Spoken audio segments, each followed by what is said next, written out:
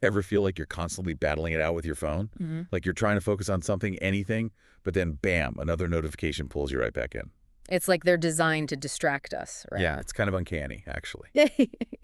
So today we're diving into something that might just help, might just tip the scales back in our favor. Do not disturb. DnD. We're going deep on this one, folks. We found this blog post, super interesting, all about using Do Not Disturb on iPhones, but not just the basics. Oh, no. It's about making it work for you, strategically. Exactly, for maximum impact, which is what we all want, right? Absolutely. So this author, the blogger, they actually tried a bunch of different tactics for focus, even grayscale mode on their phone. Oh, wow. Yeah, I've heard of that. But they found that Do Not Disturb, if you use it right, is like, well, it's almost like a superpower for focus.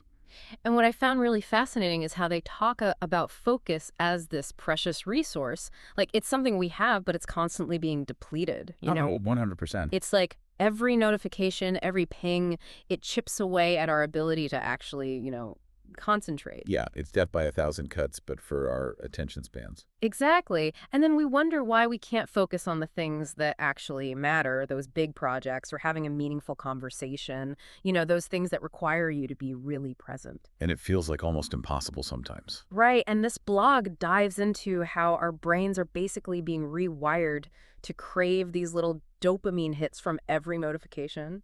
It's scary. We're training ourselves to be distracted. Okay, so we get it. Focus is good. Focus is important. But how does DnD, Do Not Disturb, actually help? I mean, most people listening probably know the basics, right? Sure, the basics, but this blog, it goes way beyond that. It advocates for actually keeping DnD on almost all the time. Wait, really? Yeah. 24/7 Do Not Disturb. Isn't that a bit, I don't know, extreme? I know. It sounds a little radical, but they make a really good point. It comes down to this. Are you really missing anything crucial by silencing those notifications most of the time?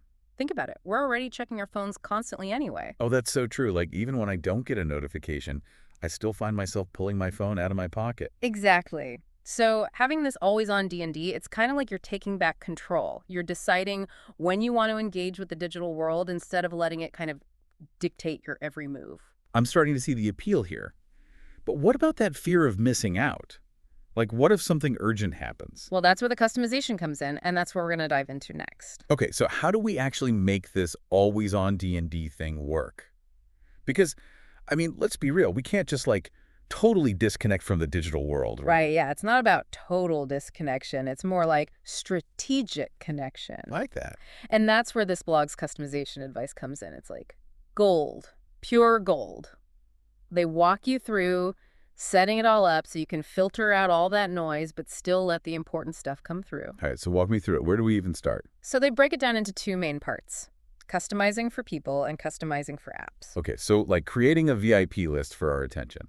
Exactly. And that's where it gets kind of interesting. They actually recommend starting with a completely clean slate. A clean slate meaning? No one on the allowed list. Wait, so silence everyone, even like my family, my closest friends. Yep.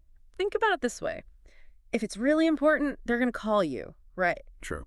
We're so used to relying on texts and messages these days that we forget sometimes a good old-fashioned phone call, that's the most effective way to communicate something urgent. Yeah, I see what you mean. It's like shifting our expectations a bit, right? Assuming that if it's really important, that call's going to come through. Exactly. And the cool thing is it kind of forces you to redefine what actually constitutes an emergency in our crazy, hyper-connected world. Because, let's be honest, not everything is a true emergency. Okay, I'm on board with silencing the masses for the sake of my sanity. But what about those essential apps? Like work stuff, staying connected with family, those kinds of things. Right, so that's the next level. They recommend being super selective here. Start by thinking about your essential communication channels. Like for most people, that's going to be their phone app for calls. But even then, only allow notifications if the app itself lets you fine-tune them even further in its settings. So it's like double-checking that even our essential apps are on the same page about respecting our focus, basically. Exactly. It's about being intentional, creating layers of it. Now, here comes the really interesting part. Are you ready? Hit me with it. They say to get rid of notification badges completely. Wait, those little red circles with the numbers? Gone. Yeah. What if I miss something? Here's the thing. How often do those badges tell you something you didn't already know? Good point. And how often did they just pull you back into your phone when you were trying to focus on something else? More often than I care to admit, probably. Exactly. It's like there are these little triggers, these little anxiety triggers, constantly reminding us of all the things we haven't done yet, haven't read, haven't seen, and that anxiety itself, that's a huge drain on our attention. It's funny, I never thought of those badges as being anxiety-inducing, but now that you mention it, Mm. they totally are. Like, it's Okay. this constant pressure to stay on top of everything, you know? Right. And by turning off those badges, you're basically saying, I'll get to it when I get to it. Right now, I'm focusing on something else. I love it. Okay, so if silencing everyone and ditching notification badges are like the first few levels of D&D mastery, what's the final boss battle? What's like the most extreme recommendation this blog has? So remember how we talked about customizing D&D for both people and apps? Well, they take app customization to a whole new level, and I think you'll find it pretty interesting. Okay, you got to tell me, what's this next level app customization? So remember how we were talking about ditching those anxiety-inducing notification badges? This blog takes it a step further. Even further. They recommend disabling those badges for almost every single app. Whoa, for real. Like, no badges at all. But how do you even, like, function in the world? I mean, what about knowing if you have a text or an important email from work? Well, that's the thing. The blog's author does make two exceptions. They keep badges on for their essential work communication apps, in this case, email and Microsoft Teams. Oh, okay, so everything else is badge-free. Exactly. Wow, it's like creating this super minimalist notification environment. Hmm. Only the absolute essentials get through. Ah. You know what?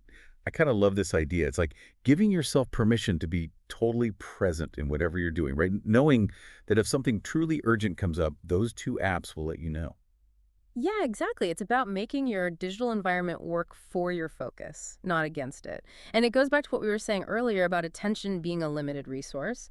By, minimizing these digital distractions, you free up more of your attention for things that actually matter. It's like giving your brain a much-needed break from all the noise. This entire deep dive has honestly been a huge mindset shift for me. Yeah.